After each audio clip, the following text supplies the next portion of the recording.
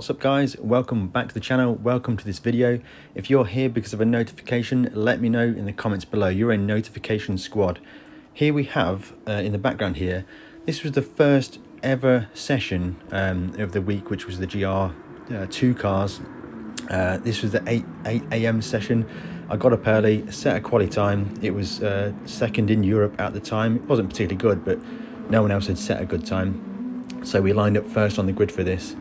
And we got away from pole well, made a good braking into turn one. And in this race, it is a little boring. We checked out and we got the win. But that's not what this video is about. I wanted to make a video where we talk about racing in Gran Turismo Sport. In this particular race, no racing really happened. It was a flag-to-flag victory. But I think the most fun things in Gran Turismo are when you're going door to door with your competitors, racing side by side. And as we know, some of the racing in Gran Turismo can be a bit chaotic.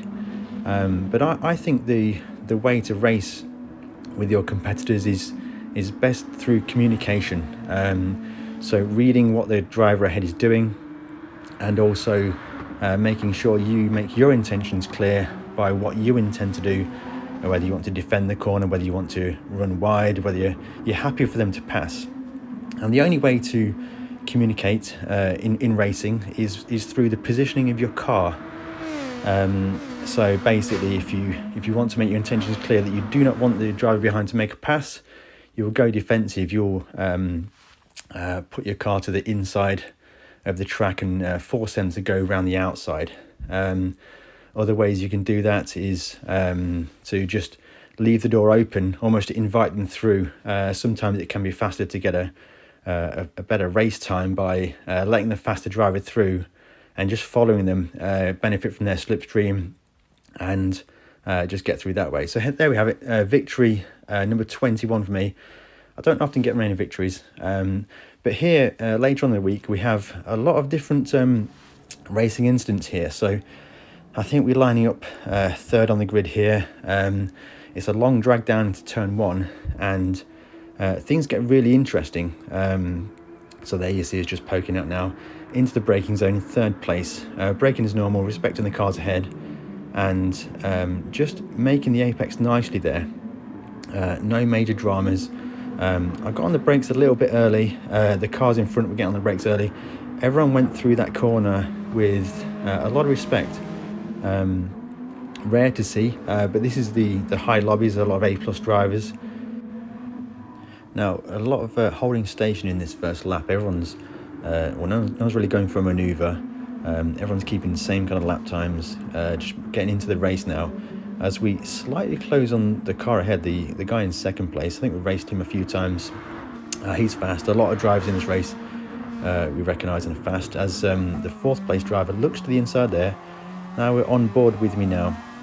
Coming up to the Schumacher S, it's a very difficult corner. In these Group 2 cars, it's flat out if you dare, as we just barely make that. And we're looking good. And into the heavy braking zone now is to try and carry speed through this corner. And then to the right-hander now. Again, I think later on in the week I was finding to keep third gear was better through there. But actually, looking back, we are under pressure, and at this time it surprised me. So just keeping out in the braking zone and on the radar, it just appears there, and I actually turn in on him. That maneuver surprised me. I thought he was far enough behind, but if we look now, he just gets a much better lunge on the brakes, gets alongside me, and that was my fault for turning in there. Surprised I didn't get a penalty. But yeah, a little bit more radar awareness from me would have been a little better there. But it was a great move. In the end, I think a car ahead crashed out and finished third. Now we're going to see some examples of actually good driving, where people will make a mistake, but they'll drive in a way to avoid their mistake bumping into other people. So here we are down into turn one again. It's always danger here. The car behind gets very late on the brakes and actually swerves and goes for a big dive, but when you look at it again, that's not a dive bomb for a pass. I think that's actually a dive bomb for avoidance. So the Irish driver here now, he must have been a little late on the brakes, way too late to get the car stopped behind me. So dives to the inside and goes for the gap to avoid hitting people. So that was actually quite clever driving there. Now on board here we'll see how that plays out. He's very late on the brakes, nothing to do except aim for the gap and avoid the crash. So credit to that driver there. We had quite a few good moments here. Here's an example of car positioning. I'm positioned to the inside. I make it very clear that the only way around me is the outside. I brake nice and early and keep him to the outside, and then we keep that position there. The reason I had to go defensive there is quite funny. So here we go. Yeah, I twatted into the barrier coming onto the main straight, which slowed me down by quite a bit. I saw him closing in, so just make it clear, here's the communication. I'm going to the inside, the only way around me is the outside. There we go, he's forced to the outside, and his choice is made for him. Now the point there was to stop it on the apex for me, and get the car turned and not allow the cutback. I saw him get a bit of overlap to the outside, so that would have made the cutback harder for him. So here we go on board now. He's in the slipstream. The communication there from me is very clear. I've made a very clear move to the inside. That inside line is mine. He's got overlap on the outside, so it means he can't really get the cutback. He's also broke very late, and that's got that move. Well, that position's kept for me there. Another example here, again into turn one.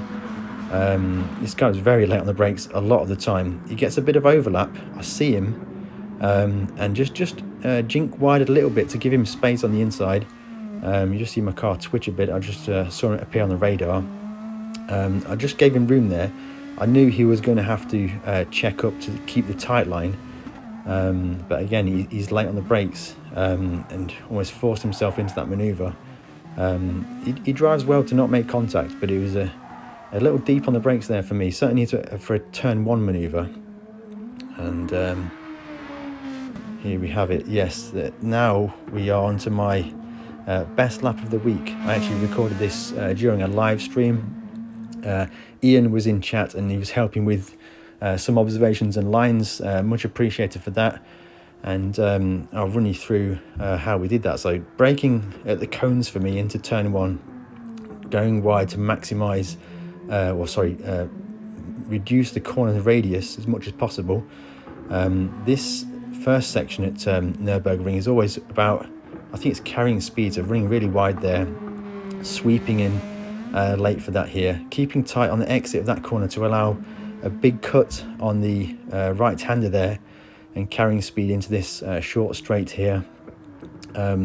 This corner is about like trail braking in, carrying speed, and then getting it stopped for this tighter right-hander, exiting just over the curb, trying to carry as much speed out as possible, and then down into the big braking zone to the airpin, braking exactly on the cones for me. You can run almost, this is a double apex corner. You don't really need to be right on the inside. It's almost got a bit of a camber there. Full throttle, no lift through here, super brave. It's easier to do in the Group 2 cars. And then this corner here, we drop down to second gear, get it rotated. And now this is the corner here. We stay in third gear and try and maximise the exit to get a run on this straight here. Little kink in the straight. Now at this point, I knew I was on a good lap, but I had so many mistakes into this final chicane. It's important to get the braking right. Braking on the transition between the tarmac colours, smashing it over the curbs and getting a good exit. The lap's not finished now. It's still possible to screw up the last corner, which we managed to get right. I don't hit that barrier, which I did in the race, which is a little bit embarrassing. And then across the line, we get a 147.8. For me, that was a super strong lap. I was really pleased with that. And yeah, I was really pleased with that lap. I think it put me maybe top 200, 150th in EMEA. So yeah, that was good. So yeah, basically, let me know what you think in the comments below with racecraft, communication and positioning for racing. All comments and conversations in the chat are always welcome. Hope you enjoyed the video. Feel free to like, comment and subscribe. Catch you next time.